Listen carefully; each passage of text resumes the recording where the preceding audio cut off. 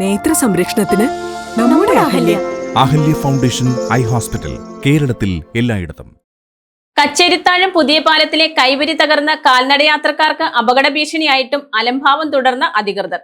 അപകട സൂചനാ മുന്നറിയിപ്പുകൾ സ്ഥാപിക്കാൻ പോലും ബന്ധപ്പെട്ട അധികൃതർ ഇതുവരെയും തയ്യാറായിട്ടില്ല.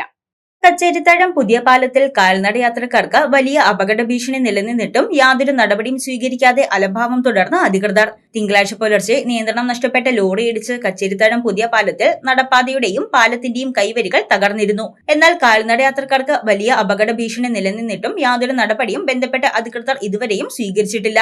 ലോറി ഇടിച്ചതിനെ തുടർന്ന് പാലത്തിന്റെ കുറച്ചു ഭാഗത്തെ ഇരുമ്പ് പൈപ്പുകൾ കൊണ്ടുള്ള കൈവരിയും കോൺക്രീറ്റ് ചെയ്തിരിക്കുന്ന കൈവരിയും പൂർണ്ണമായും തകർന്ന പുഴയിലേക്ക് പതിച്ചിരിക്കുകയാണ്. ഇതുകൂടാതെ നടപ്പാതയുടെ തകർന്ന ഭാഗങ്ങളും നടപ്പാതയിൽ തന്നെ കിടക്കുകയാണ്. എന്നാൽ ഇവ നീക്കം ചെയ്യാനോ അപകട സൂചന മുന്നറിയിപ്പുകൾ സ്ഥാപിക്കാനോ കൈവരികൾ പുനഃസ്ഥാപിക്കാനോ ബന്ധപ്പെട്ട അധികൃതർ ഇതുവരെയും യാതൊരു നടപടിയും സ്വീകരിച്ചിട്ടില്ല എന്നത് പ്രതിഷേധാർഹമാണ്. വാഹനമിടിച്ച ഇരുമ്പ് പൈപ്പുകൾ നടപ്പാതയിലേക്ക് നിൽക്കുന്നത് കാൽനടയാത്രക്കാർക്ക് നടപ്പാതയിലൂടെ സുഗമമായി സഞ്ചരിക്കാൻ തടസ്സമായിരിക്കുകയാണ്.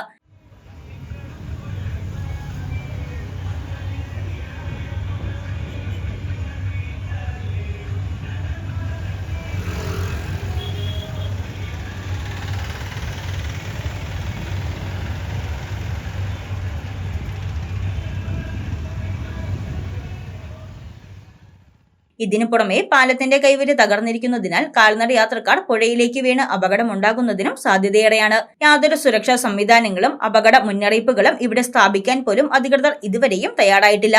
എത്രയും പെട്ടെന്ന് സുരക്ഷാ സംവിധാനം ഒരുക്കണമെന്നാണ് യാത്രക്കാരുടെ ആവശ്യം. News desk Muvattupuzha news.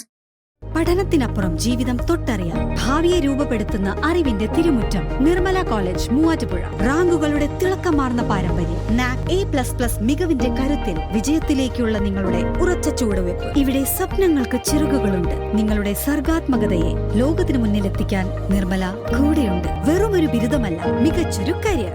ആധുനിക സൗകര്യങ്ങളും സുരക്ഷിതമായ ഹോസ്റ്റലുകളും ഇവിടെ നിങ്ങൾക്കായി ഒരുങ്ങുന്നു. 2026-27 അഡ്മിഷനുകൾ ആരംഭിച്ചു. ഇന്ന് തന്നെ അപേക്ഷിക്കൂ.